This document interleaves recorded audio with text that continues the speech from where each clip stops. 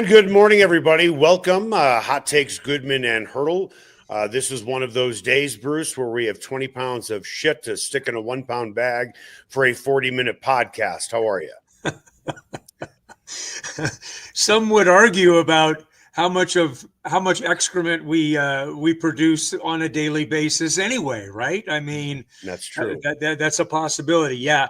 This is just one of those days when you wake up doing a double take, right? Yeah. It was shocking news about the arrest of Chauncey Billups by the FBI this morning, a guy that's very near and dear to all of us here in Denver.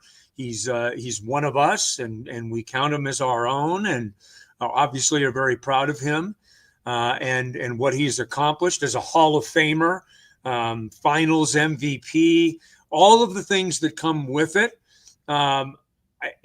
Details are emerging as we speak.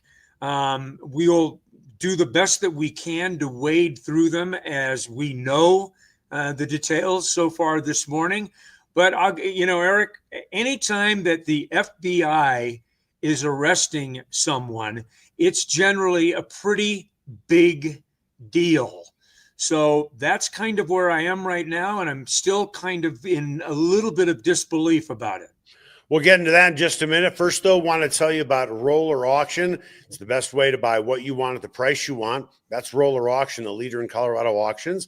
For over 45 years on Wednesday, October 29th. Yeah, next week. City of Aurora is having an impounded vehicles auction featuring trucks, cars, SUVs, 4x4s, trailers, and more.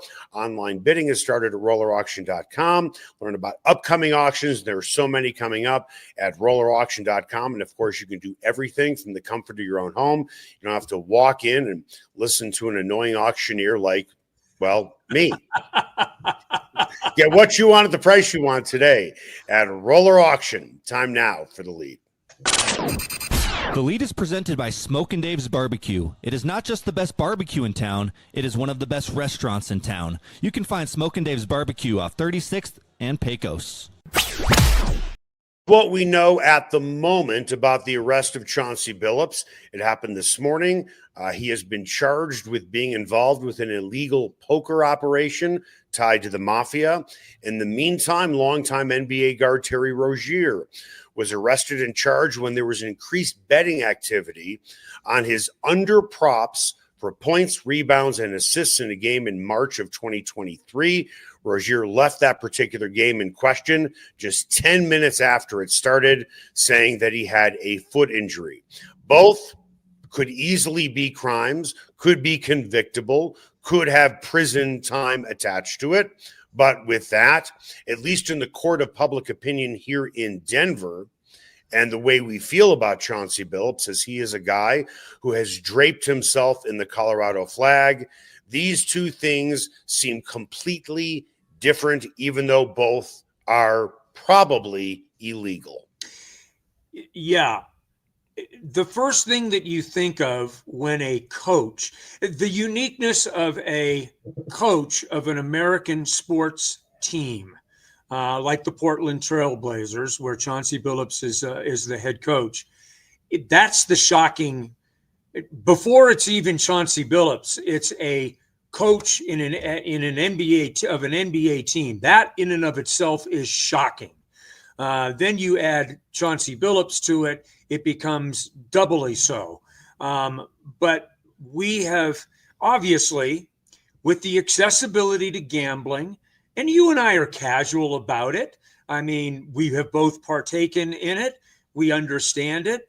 But it does open up a different kind of challenge on a larger level. When you hear about it from a head coach, the very first things that you immediately think of are point shaving, altering, outcomes of games, the power that you have with how your personnel groupings and things of that nature. It goes to a very extreme place. Well, let me cut you off real quick. This is why Pete Rose was banned from baseball. Yes, absolutely. Gambling on the Reds. I don't know if he was gambling against the Reds, gambling on the Reds, against the Reds, while he was the manager. Yes. Got a lifetime ban. But I'm sorry, I don't know how the NBA will look at this Yeah. today, or if indeed Chauncey is convicted. This has to do with poker games, which makes me think, we go back to the days of prohibition, in which I think you were like 7 back then. You probably weren't drinking at the time. There were plenty of speakeasies that served alcohol, right? But it was against the law. And I think the thinking back then was, come on, man, can't a guy have a drink? And it's the same concept. Can't a guy have a poker game? But then again, if it's tied to the mafia, yes, once the mafia has something on you, they will leverage that on you and press their foot on your throat to get what they want. So if indeed Chauncey Billups is tied to this illegal poker ring that is run by the mafia, don't think for a minute they wouldn't be able to potentially tighten the screws on Chauncey Billups and say, we need you to do this in your game. We need you to do that in your game. I'm not saying that has happened, but I don't think it is out of the realm of possibility that something like that could not happen. Eric, educate me if you can on this, because I have a real question in this concerns. What does an illegal poker, what does that look like? I mean, we live in a day and an age where you can do all of these things. So what does an illegal poker operation look like? Well, basically, an illegal poker operation is what your guy did down the street probably last night. Right. Okay. Right. However, when it's tied, listen, I am not an expert. I hear you. Listen, just because I'm Jewish, don't think I'm an attorney. Although there are 7 attorneys in my immediate family, but I digress. Right. I can't drill down very deep on this. Anything tied to the mafia, yes, puts you at risk of being blackmailed. Yeah. Terry Rozier, we mentioned him. That's a different creature. Yes. Different creature. What's that? That's a different creature, because that looked like that was a straight, the flags went up in various places on an unusual amount of betting on a prop bet game that he played in a couple of years ago. Right. Where everyone ended up taking the unders, and sure enough, his performance delivered on the unders. I'm not alleging anything, but that's what he has been apparently charged. I mean, think about this for a second. If we're trying to flush this out, let's say Chauncey is involved with an illegal poker operation that is tied to the mafia. And then the mafia walks up to Chauncey and says, hey, listen, you got a game coming up here. We want to put some substantial money on it. We need you to coach it in a different way where we can make money. And Chauncey would say, I'm not doing that. And then somebody in the mafia would say, well, we have a couple of choices here. One, if you don't, your family will suffer the consequences. Or number 2, we will find a way to leak it out that you are engaged with us. And you are the big name that's going to go down. Right. Not us. I'm sure there are plenty of informants in the mafia to the FBI. I'm sure somehow, some way, all that stuff would have been leaked and Chauncey's name would be potentially forever tarnished. That's what happens when you get involved with people who do the type of business that they do. My only question is, are we talking about the bad mafia, or are we talking about the mafia that we see on TV, which is clearly the good mafia? Yeah, I don't know. And I don't want to get in trouble for saying anything about the mafia. I don't want them coming after my family. Well, you just used a term that I think is really good. You can't drill down on it very far because we don't have enough details. We don't have enough information here.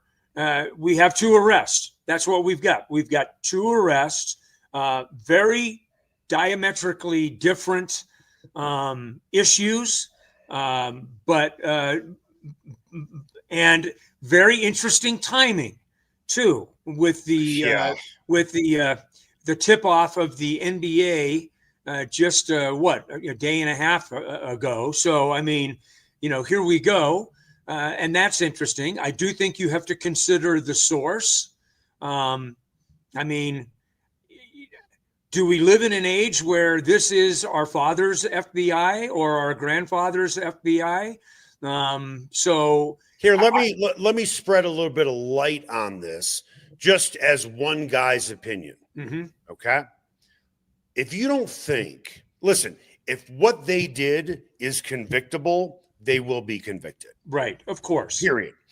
But if you don't believe for a minute that the timing of these arrests of Billups and Rozier are not intentional, knowing where the start of the NBA season was, you are absolutely delusional.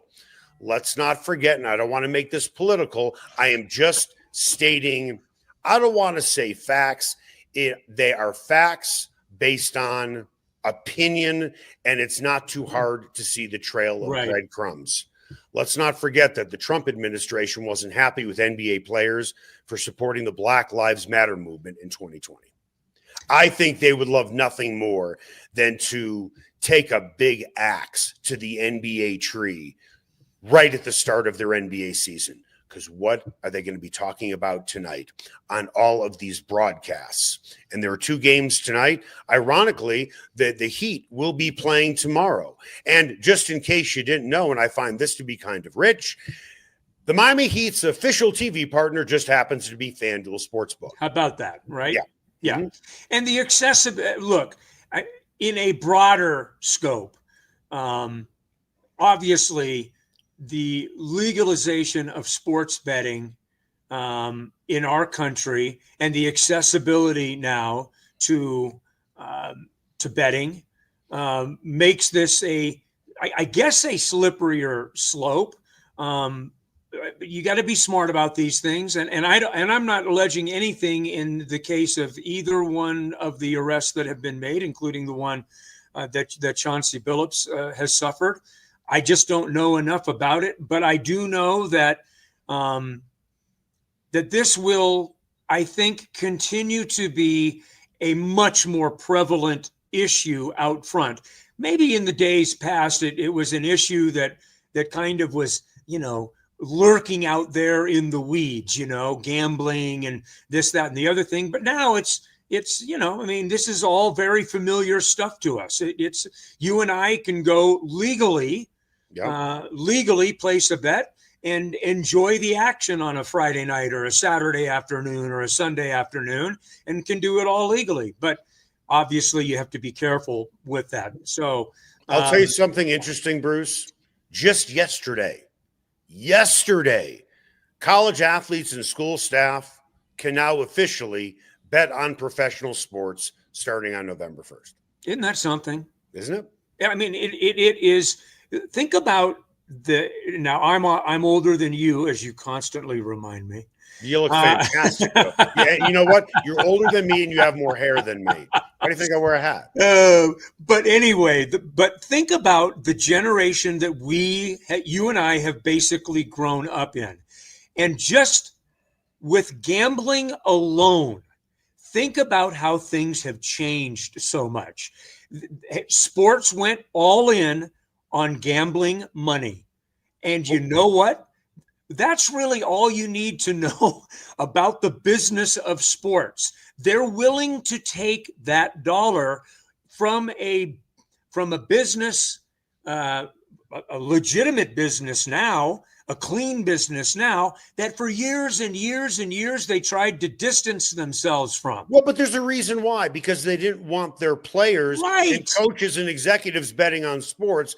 Yet we've seen what happened with Malik Beasley. Mm-hmm. We know what happened with Michael Porter Jr.'s brother. We can go all the way back to college. Sure. With Headache Smith and Arizona State. Yep. I mean, sometimes, you just get sucked in. What's so surprising about Rozier is the guy's made, I believe, about $133 million playing in the NBA. But let's get back to this thing briefly, at least with Billups.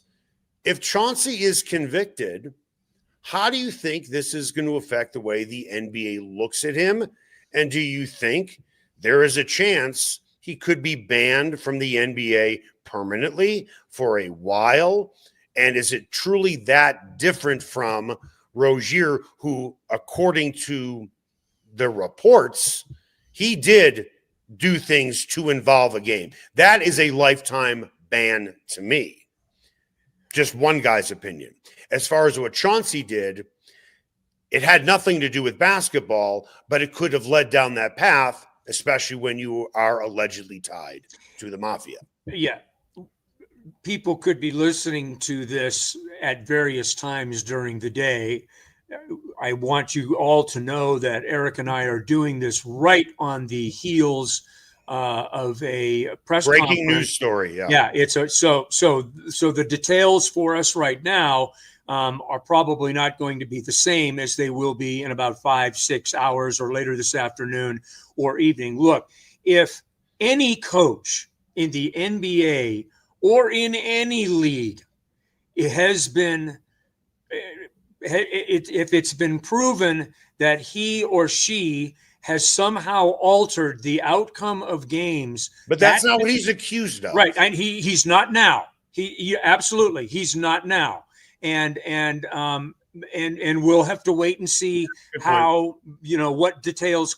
And so I will remove him from, I'm not talking about Chauncey right now. I'm talking about any coach that does something like that.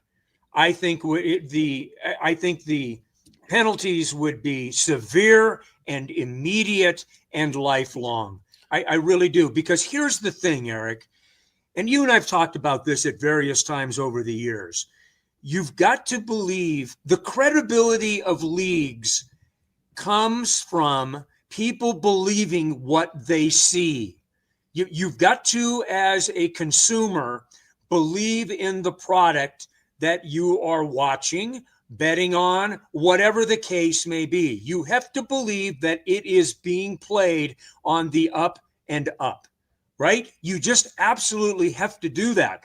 So from a business standpoint, the NFL, the NBA, Major League Baseball, you name the sport, there has to be faith beyond reproach in the product that people are consuming.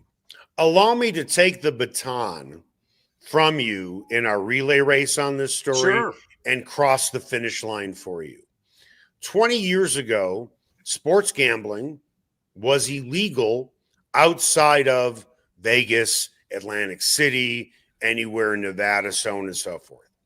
And to have players, coaches, executives being involved in sports gambling was still a very big deal. It threatened the integrity of the game.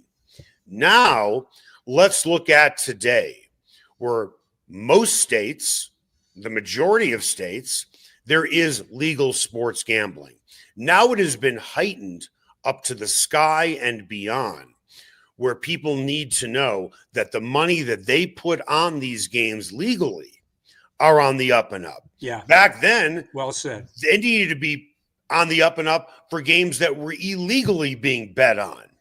Now it needs to be that way for games that people can do from the comfort of their own toilet and just start betting games. Just kind of like Tinder and Bumble. I want to go out with her. I don't want to go with her. I'm shopping while sitting on the toilet. It's the same exact concept. And to add another layer to it, FanDuel, DraftKings, Fanatics, they're all tied in with these leagues. So they need these leagues to really rein this in because it jeopardizes the credibility of their sports book, and people won't gamble with them if they know something nefarious is going on.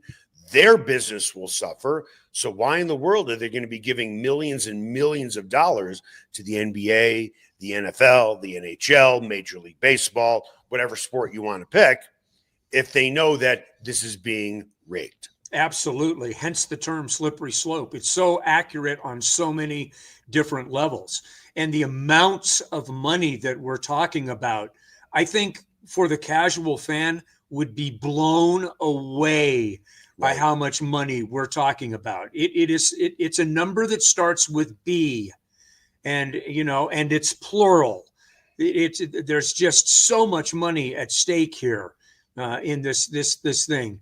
That I mean, it's a damaging blow to the NBA. I mean, starting off a new season and all of the excitement and the anticipation that comes with it.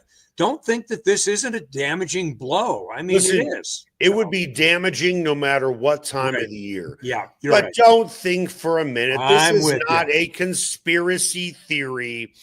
Things are timed intentionally right after the start of the NBA season. This comes out. The Black Lives Matter movement. You had the NBA and the WNBA. They are obviously tied together, very much in support of the Black Lives Matter movement. And this is the ultimate fuck you. I'm sorry. I'm not trying to make a political statement. This is a fuck you from the Trump administration. Oh, you wanted to mess with us 5 years ago? Well, guess what? We are going to arrest Chauncey Billups and Rozier. Both of them could be guilty. They could be. They could be. And if be. they are, they are. But at the end of the day, they did not need to do it today. But they chose to do it today to give the NBA a black eye for what looks like and could be things that are nefarious from a coach, MVP of the NBA Finals, and a player. I don't have a problem with the arrests if there's proof. I don't have a problem with the conviction if they are convicted by a jury of their peers. Mm-hmm. It was intentional to do it today. Period. And if you look at me and say, well, Eric, you're a conspiracy theorist, dude, give me a break. Get your head out of the sand. This is not an accident on the timing of it. I am not saying that charges should not have been brought forth if there is enough evidence. I'm just saying they did this to intentionally try and inflict even more damage on the NBA with the timing of all of this. And coming again, up, yeah, these are allegations. That's Yes. where we are at this point. These are allegations. and oh, by the way, I'm guessing the way it's going to be received, and I might be part of that chorus, or at least I will have one foot in the door. If it's an illegal poker operation for Chauncey Billups, come on. Come on. Now, being tied to the Mafia, I agree. that could lead to a whole host of problems where they have something over you and they start forcing you to do things that you don't want to do as a head coach with A, threats to your family, or B, making it public. When you get in bed with the devil, you have to understand who the devil is, what they are capable of. And now that I'm saying this publicly, I'm a huge fan of the Mafia. With that, coming up after the break, huge supporter of the Mafia. I look at the Mafia like, I don't know, the Sopranos, Tony Soprano on a good day. Yeah. Where to me, the Mafia is going down to your pool and seeing how many ducks are in the pond. Yeah. That- really good pasta. Excellent. Well done. Wow. With that, was Sean Payton taking a shot at Russell Wilson? He says he wasn't. He said, oh, total miscommunication. Do you believe Sean? That's next. Ferguson's Heating and Cooling is the best in Denver, and their customers agree. Ferguson's has 165 five-star Google reviews, and here's one from Betsy. Highly professional, prompt, and honest. I switched to Ferguson's when I became aware my former company was trying to sell me a whole new system I didn't need. Ferguson's is an honest, working, family-owned business that'll give you a fair price, the highest quality parts and equipment, and they always show up on time. You can trust the Ferguson family like you trust your own family. Go to fergusonsheatingandcooling.com. Everyone has their favorite sports bar. Mine, the Sportsbook Bar and Grill in Highlands Ranch, DTC, and now in Parker. All their locations are everything a sports bar should be. An upscale menu with 12 different burgers, outstanding wings, and my favorite, the Philly cheesesteak egg rolls. They've got every game on the NFL Sunday Ticket, MLB Extra Innings, NHL Center Ice, NBA League Pass, plus soccer, rugby, and UFC. Sportsbook, great hangout bar, great for private parties. The Sportsbook Bar and Grill in Highlands Ranch, DTC, and now in Parker. They are the sports bar. Ever wondered where city and county fleet vehicles go when they retire? Now's your chance to find out and score big. Imagine driving away with a great deal on a reliable vehicle. For over 45 years, Roller Auction has been the trusted source for government fleet vehicles and equipment. Trucks, SUVs, sedans, and more, all selling to the highest bidder. Don't miss out. Visit roller.bid/hot takes to get auction updates today. Your next vehicle could be just a click away. Everyone has their favorite barbecue spot. Mine, Smokin' Dave's Barbecue and Brew. My favorites, slowly smoked ribs, smoked corned beef Reuben, smoked meatloaf with a portobello balsamic cream sauce. And don't forget about Smokin' Dave's 16-hour smoked brisket and pork with one of their 4 homemade barbecue sauces. Great sides, you bet. Barbecue beans made with pork and brisket and their southern corn bake. Man, you got to try it. Plus, they have amazing non-barbecue entrees on the menu. Go where I go, Smokin' Dave's Barbecue and Brew in North Denver.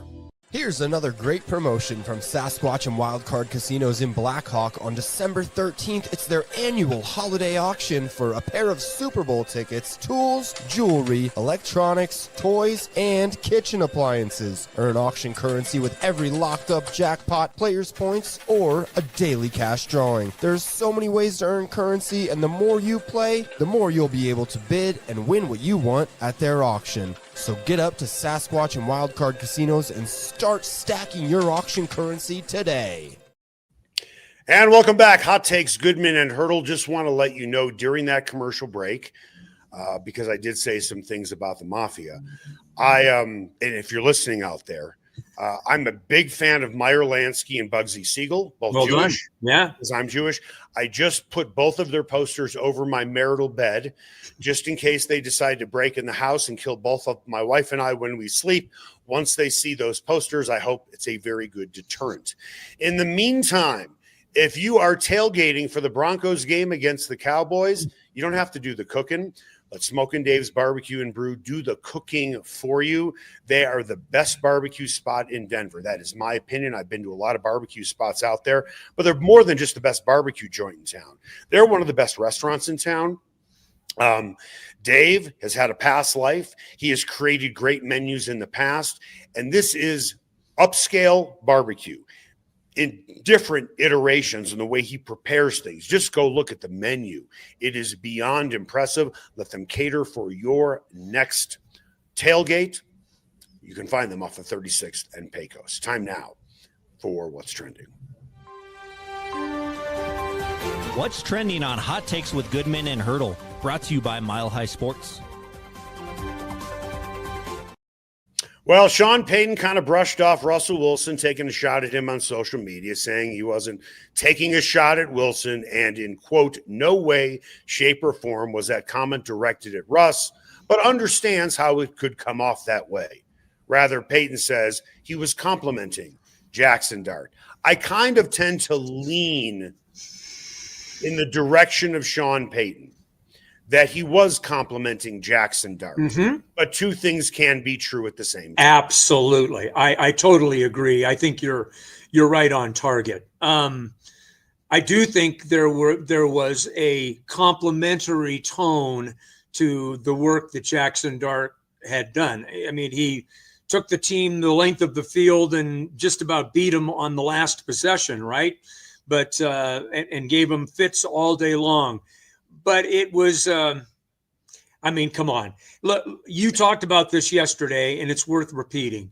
If there hadn't been other instances over the course of the last couple of years where the little jabs, you know, not the full-fledged attacks across the bow, but just the little jabs here and the little jabs there. And then this was another little jab, right? I mean, yeah, you can give the props and the flowers to Jaxson Dart. Oh, and by the way, on the way out, just a little high elbow to Russell Wilson, a guy that clearly it didn't work out with. Clearly, they didn't like each other. All of those things.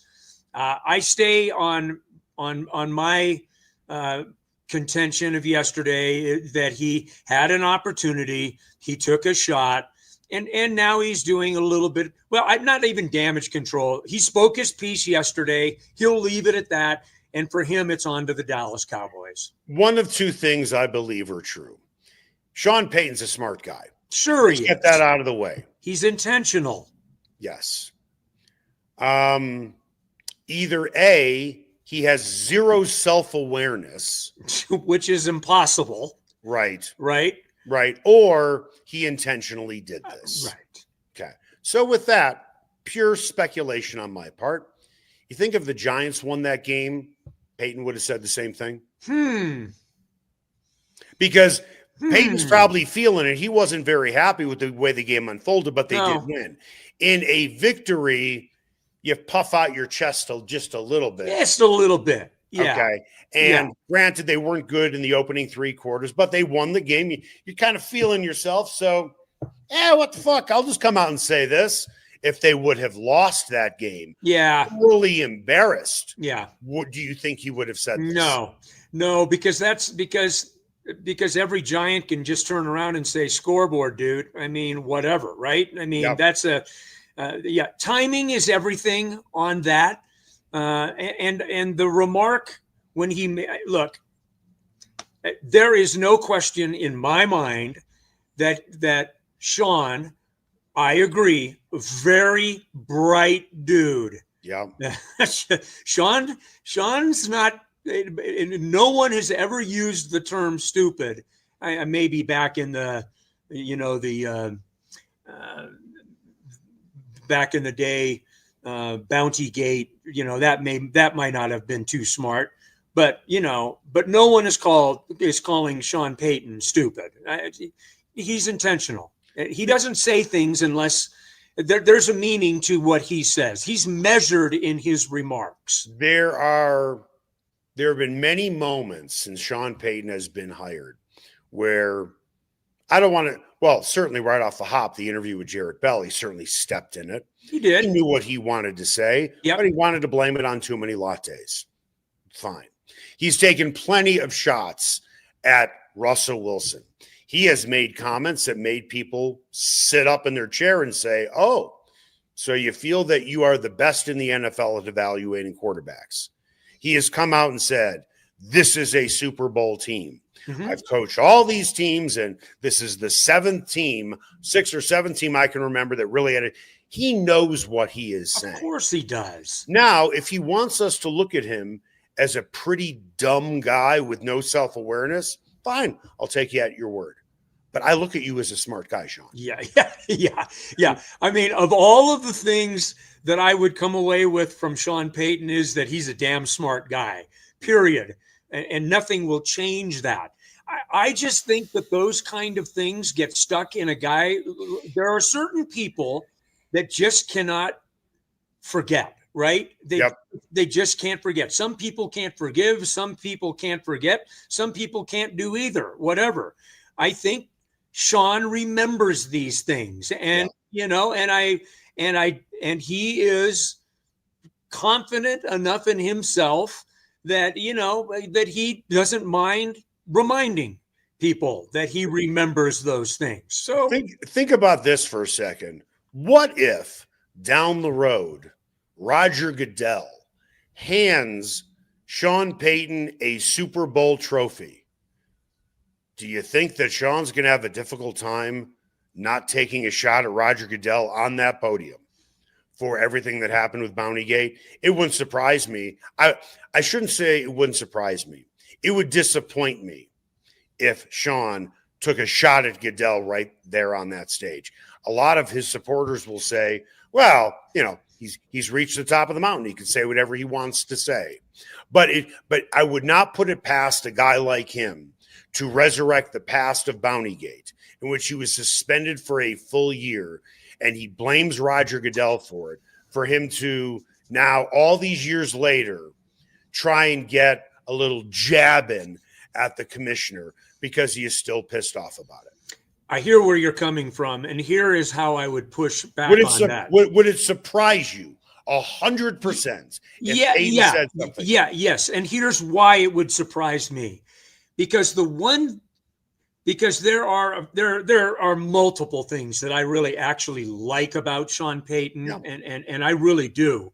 One of the things that I like most about Sean is his reverence for the history Yep. of the game and the moments that have made the history in the game. Right. He is very broadly respectful of the history of the game, and Yep. specifically, I mean, you and I know this, Eric. We see this. He pulls his team together, and he talks about, the passing of Jim Turner, a player that played, for the Broncos. He talks about Demaryius Thomas to his team and what he meant. It's important for him to be a meaningful part of the history of the game of football. I think that he ultimately has the greatest respect for the business that he is in and his place in that history and in that business of the National Football League. Well, So, he is in the history books for two no things. question, right? Winning a Super Bowl and getting suspended for a year.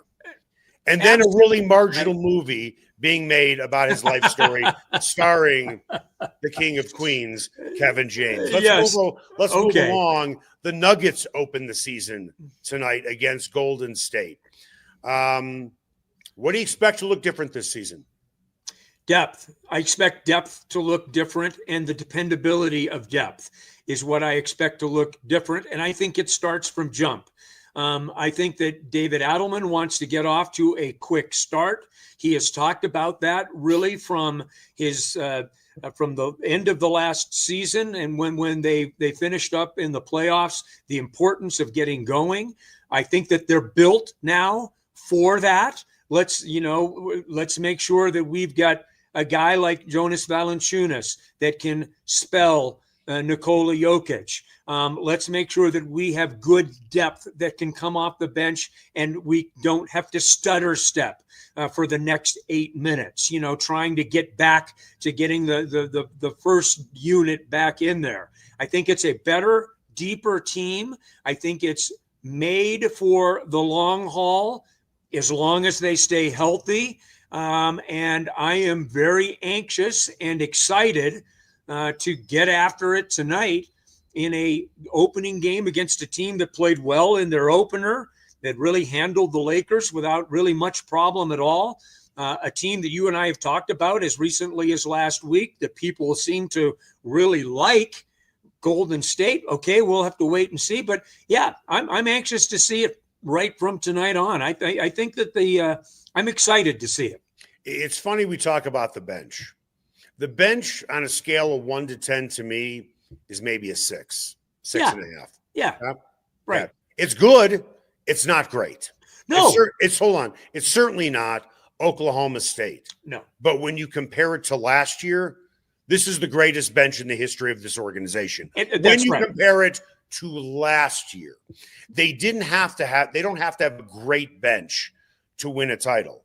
They need a bench that is productive, can give you good minutes, can give you good scoring and good defense. It doesn't have to be great, because I believe they arguably still have the best starting five in basketball. Yeah. Yeah. And your point is right on target. And they are considerably better, in my opinion, yes, in that starting lineup with Cam Johnson over Michael Porter Jr. Not a knock on Michael Porter Jr. Michael Porter Jr. did what he needed to do. What you now have with Cam Johnson is a guy who can space the floor. You now have a guy in Cam Johnson when an opposing defense not just has to pay attention to him, but really needs to take a good look at him and defending him. Because every time he has an open shot, I almost feel more confident with him hitting open shots than I do Michael Porter Jr. And Cam Johnson is a better defensive player than MPJ as well. To me, that is an enormous upgrade, not meant to be a knock at Michael Porter Jr. Yeah, and he moves without the ball, which that's what I mean. Yeah, all that.